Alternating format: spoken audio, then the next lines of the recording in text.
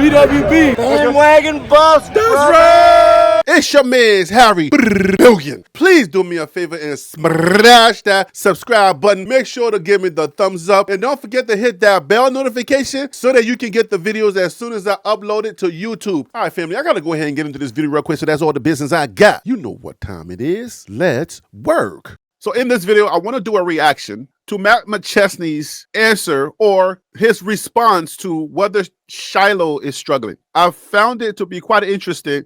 That's why I was like, you know what? Let me do a reaction to it. I want to ask y'all a question. Y'all can help me to dialogue in the chat or in the comments. Tell me this. Was it helpful or was it hurtful? That's what I want to figure out. I don't take Matt McChesney to be a foe or to be a detractor. He is a CU alum, played in the NFL for years, and I feel like he's one of the most honest people when it comes to Colorado, how he assesses Colorado and Coach Prime and what's going on at CU. I ain't trying to put a wedge between him and Colorado fans or anybody else. That's not my intention for this video. I really wanted to do a reaction because I feel like sometimes even with your friends can hurt you in situations unintentionally. So was this some type of unintentional hurt, or was he just being honest? Hopefully you can decide, and we can have that conversation in the comments right after I do my reaction. So let's go ahead and dig in. Matt, this is going to be directed towards the media when we discuss this. So I've been seeing stories, a lot of stories about Shiloh Sanders has gone viral for struggling at the East-West Shrine Bowl.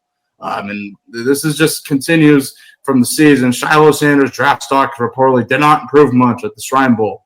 And why are you talking like that? Because it's Matt. Like, let's keep it real and not just sit here and sugarcoat.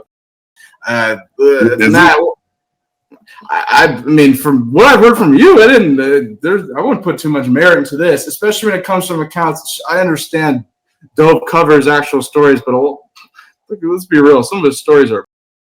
And so, Matt, what do you have to say to Shiloh Sanders allegedly struggling at the East-West Shrine Bowl practices? Go ahead.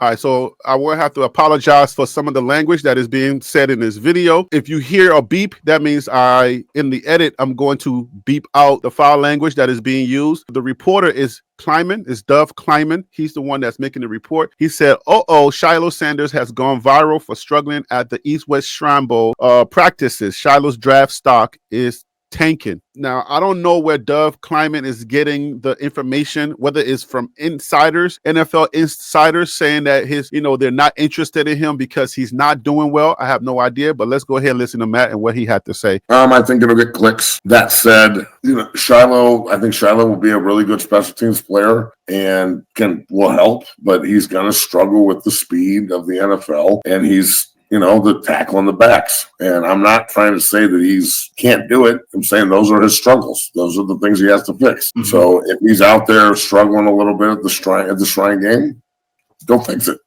You know what I'm saying? Like, if they're not going to say anything positive about the kid, they never do, ever.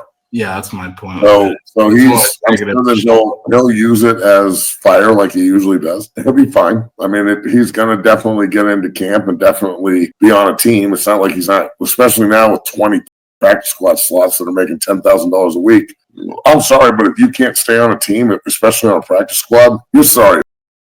Like, you just can't play. That's just a fact. I'm not trying to be that's fact. Back in my day, we had 6 practice squad spots, and you couldn't stay on it for more than 2 years because you're not going to develop. Now you can stay on it till you're 40, and it's $10,000 a week. So right. It's they made it easier than ever to be an NFL player.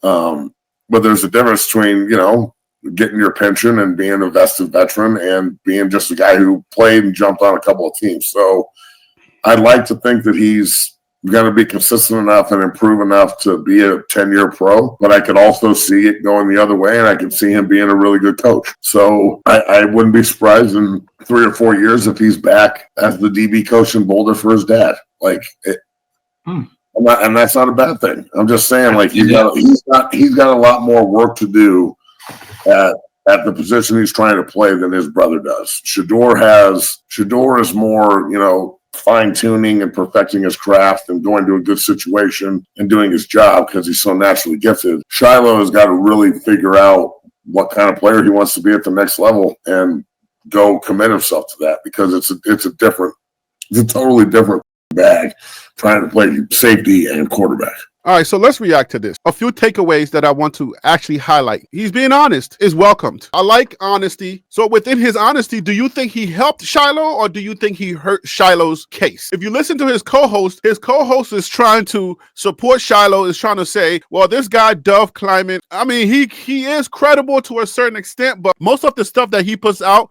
is not always based in just reporting. It's usually, BS. You go ahead and put how you feel he handled it, if he hurt or he helped. I think he did both in this. The hurting part is his co-host is trying to play down the fact that Shiloh is struggling. And I feel like Matt did not take the opportunity to agree with him that Shiloh is not struggling. I feel like he could have done Shiloh more of a favor to say, well, he's not struggling. I did see a tweet online from Bucky, and he was like, you guys are funny or you guys are crazy. This is what I think about Shiloh. And this is what I was expecting Matt to at least lean into, the fact that Shiloh's not struggling. Say something like, it's not easy doing 1v1s. Bring up Shiloh's stats, what he did at South Carolina, what he's done with the Buffs. In certain categories, he has the most tackles. I feel like the GMs and the people that are trying to gather as much information about these players, they're going to do their due diligence. They're actually going to do their research. They're going to watch tape. They're going to interview the players. They're going to try to get a sense of who this person is that they're trying to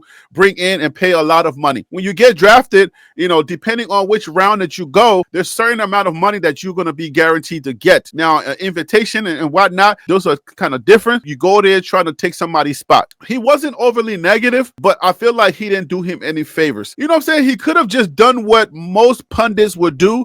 People who, if they have somebody who's their friend in the media, and if they know something is either bad or negative, they have a different way of spinning that in the media. You'll say something like, have you seen his stat? Did you see what he did with the Buffs? X, Y, and Z. You know what I'm saying? Like, you would just try to take it away from the East-West Shrine Bowl practices and then go to whatever his stats are on the Buffs, being the leading tackler in certain categories and what he was able to do. The fact that he got invited to the Shrine Bowl, period, that in itself is a positive, it's a plus. You would try to steer the conversation away from the actual thing that could be true, right? Is he struggling or not? We don't know. I don't think he knows whether Shiloh is struggling or not. I think what he was answering is how he really sees Shiloh, right? He doesn't see Shiloh as a third, fourth, or fifth, or even a seventh round draft pick. He really sees Shiloh as an invitational guy who may go on special teams. That's what I feel like he was trying to express. Watching Shiloh play on the field, I don't think he's slow. Is he the fastest safety out there? He's not the fastest safety, but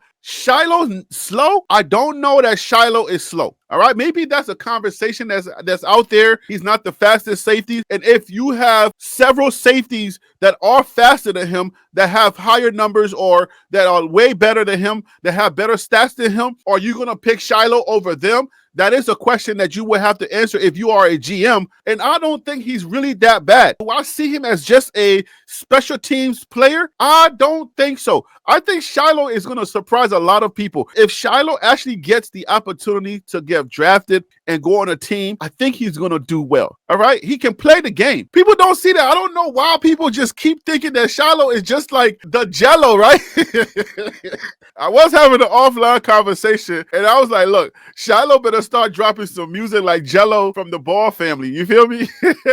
Maybe he's the Jello of the Sanders family. And he better start dropping that music that he got because he is good at music. Anyway, that's just, just making some fun. But I'm not going to do the job of the people that are searching for crumbs for Shiloh. I believe Shiloh is a great player. I'm going to repeat that for those of you who maybe like, wait, what? Shiloh's a great player. I feel like the fact that Shiloh is not afraid of contact, he's not afraid to go make that play. Does he get beat every now and then? Yes, he gets beat every now and then. But the fact that Shiloh's not afraid to smack somebody, that's the old school type of football, right? And you're going to need that every now and then. I will agree what he does have to work on is wrapping up the player, not just try to bounce hit him, right? Try to bounce hit him, and if he missed, then that could be extra yards. So now you're getting the creme de la creme in the NFL, and you're not getting the skill level is not going to waver as much as it does in college. From team to team, from player to player, yes, you're going to get a little bit of a wavering of the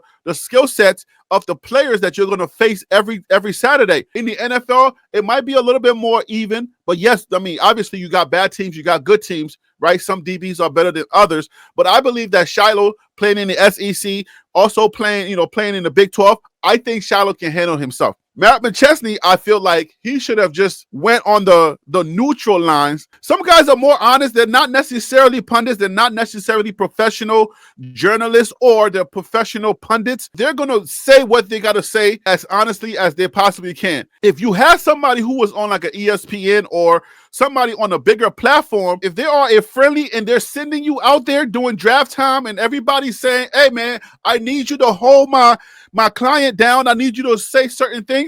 Based on how Matt McChesney spoke on this, he's not someone that I will feel comfortable sending out there on a draft night type of conversation. Somebody who you're going to send out there and you want them to say the positive, say the things that makes this person a good get, not try to be too honest. Because Shiloh can't play this game. I know people pick on Shiloh, but I feel like he's going to be one of those players that you pick on and then you're going to change your mind because when he gets to the NFL, his game is going to improve. Shiloh's game is going to be improved vastly. Shiloh is a hard-hitting football player. Those are the type of people that when you have him on your team, you appreciate because you know that he ain't going to be making business decisions not to hit somebody. He like the guy that actually wants to hit somebody. People make decisions all the time in the NFL. If I go for this hit, depending on how this works, I get concussed, my money starts to mess up, maybe I'll go for a different. Shiloh would try to hit you. I do want to hear from you. Let me know what you think. Was it helpful or was it hurtful? Did he do him any favors or he didn't do him any favors? Go ahead and sound off in the comments. I'll see you then, okay? And I'll see you. Get it? See you on the next video. Okay?